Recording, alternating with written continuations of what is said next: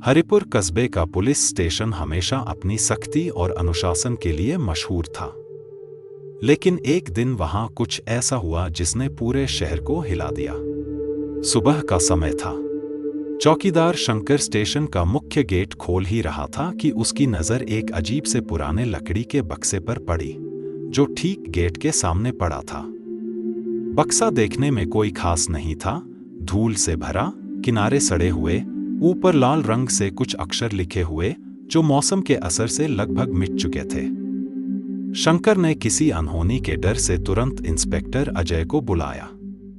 अजय, जो अपनी तेज नजर और बिना डरे फैसले लेने के लिए जाने जाते थे, तुरंत बाहर आए। उन्होंने बक्से को ध्यान से देखा, उसके पास बैठकर उसके ताले को छुआ। ताला बंद था, लेकिन ऐसा नहीं लग रहा था कि कोई सामान्य व्यक्ति इसे जानबूझकर यहां रख कर गया है। किसी ने रात के अंधेरे में रखा है, अजय ने धीरे से कहा। चौकीदार शंकर ने डरते हुए बोला, साहब, क्या इसमें कोई बम वगैरह हो सकता है? अजय ने सिर हिलाया। हो भी सकता है और कुछ ना भी हो सकता है। बक्से को अंदर ले जाया गया। स्टेशन में हल्की सी हलचल फैल चुकी थी। कांस्टेबल, क्लर्क, ड्राइवर, सबकी नजरें उसी ओर थीं।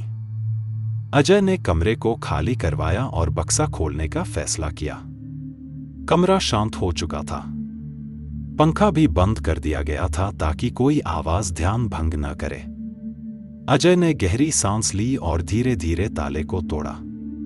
ताला क्लिक की आवाज के साथ खुल गया। सारे पुलिसकर्मी सांस रोककर उस पल को देख रहे थे।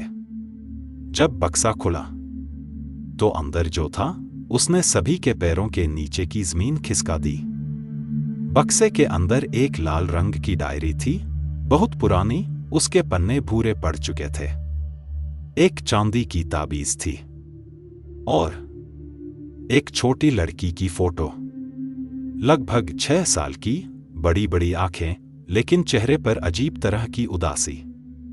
डायरी के पहले पन्ने पर लिखा था, अगर यह डायरी मिल जाए तो हरिपुर की पुलिस मेरी आखिरी उम्मीद है। मेरा नाम अनाया है और मैं मर चुकी हूं। यह पढ़ते ही कमरे में सन्नाटा छा गया। शंकर तो कांपने लगा। साहब, ये भूत प्रेत की बात तो नहीं?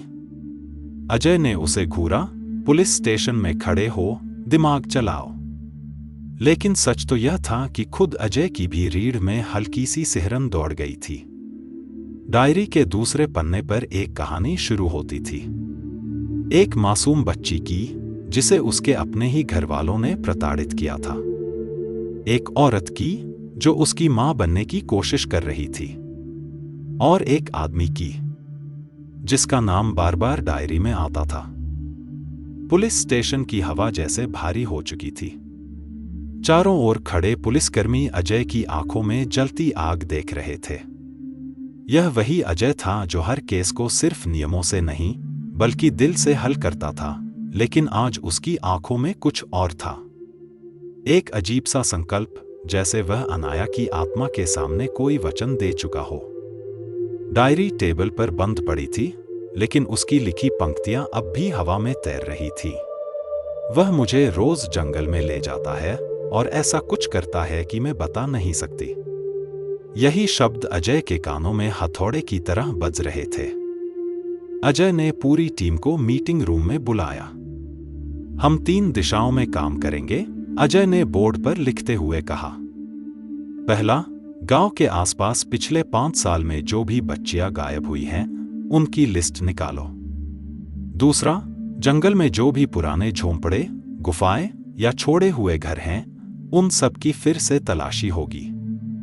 तीसरा, इस ताबीज का इतिहास पता लगाओ। यह साधारण नहीं है। सिपाही राकेश बोला, साहब, यह ताबीज तो बहुत पुराना लगता है, जैसे किसी तांत्रिक का हो। अजय ने उसकी ओर देखा। ताबीज किसी का भी हो सकता है, लेकिन इसका बक्से में होना बहुत कुछ कहता है। कुछ लोग भय और पाप को छुपाने के लिए भी ताबीज रखते हैं। कांस्टेबल सीमा ने फोटो उठाई। बच्ची की आंखों में एक अजीब सी बेचैनी थी, जैसे फोटो भी मदद मांग रही हो। सीमा बोली, साहब, यह बच्ची, इसे कोई जानता क्यों नहीं? हरिपुर में इतने सालों से मैं हूं। इस बच्ची की गुमशुदा होने का कोई ऐसा केस कभी दर्ज ही नहीं हुआ। अजय ने धीरे से कहा, क्योंकि शायद इसे पुलिस तक पहुंचने दिया ही नहीं गया। उसका यह वाक्य पूरे कमरे में सन्नाटा छोड़ गया। शाम होने लगी थी।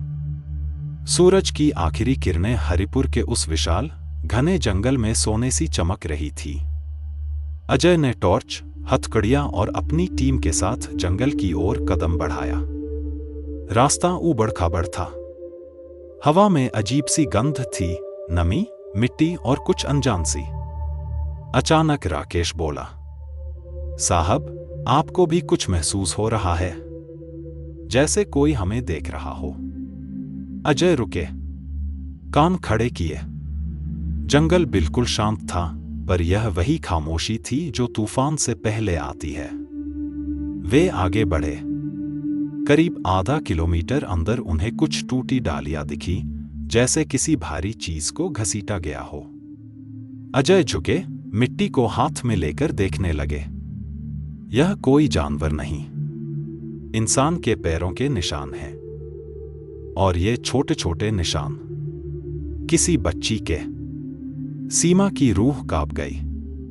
साहब, अनाया? अजय ने बस इतना कहा। चलते रहो। लगभग 1 घंटे की तलाश के बाद एक पुराना खंडहरनुमा घर दिखा। उस पर जंगली बेलें उगी थीं, लकड़ी का दरवाजा सड़ चुका था। जब दरवाजा धक्का देकर खोला गया, तो अंदर की हवा जैसे वर्षों से बंद चीखों को बाहर निकाल रही थी। अजय ने टॉर्च चमकाई। दीवारों पर खरोंच के निशान थे। एक कोने में टूटी गुड़िया पड़ी थी और कोने की दीवार पर मिट्टी से लिखा था, अनाया। सीमा का दिल बैठ गया।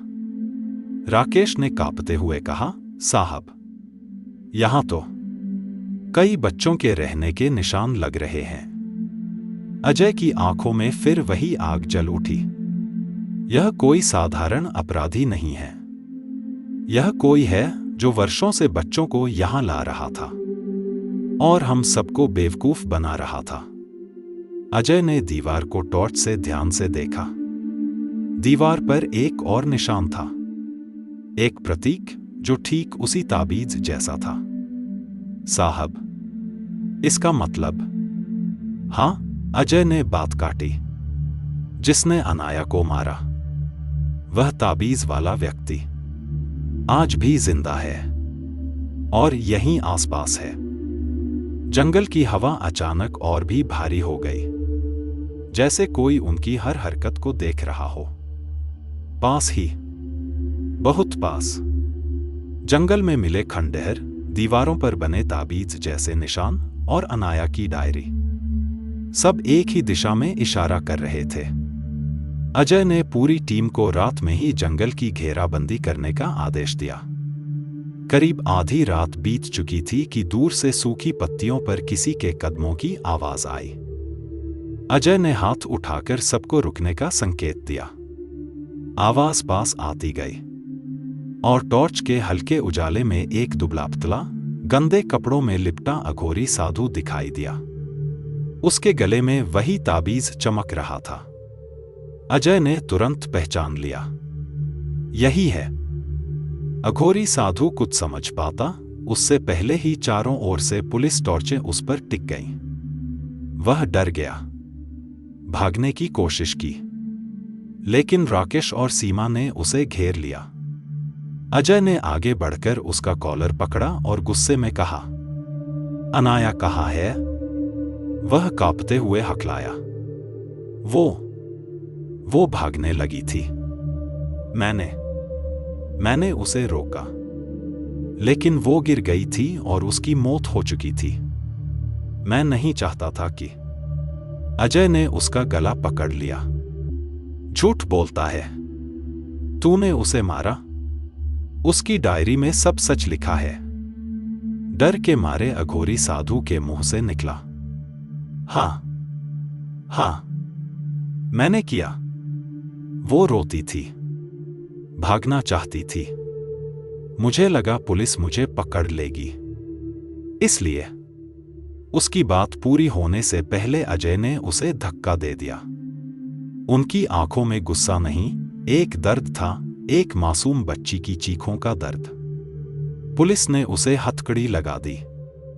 जंगल में फैले सन्नाटे में पहली बार एक राहत की सांस सुनाई दी। लेकिन उस बॉक्स और डायरी में शब्द किसने लिखे, कब लिखे, और वह बॉक्स पुलिस स्टेशन के बाहर कैसे आया, यह आज तक पता नहीं चला है। क्या आपको हमारी कहानी पसंद आई? नीचे कमेंट्स में हमें जरूर बताएं।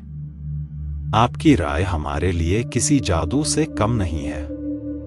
ऐसी ही रोमांचक और दिल को छू लेने वाली कहानियां सुनने के लिए हमारे चैनल को सब्सक्राइब करें, लाइक करें और अपने दोस्तों के साथ शेयर करना न भूलें। अगली कहानी में फिर मिलेंगे।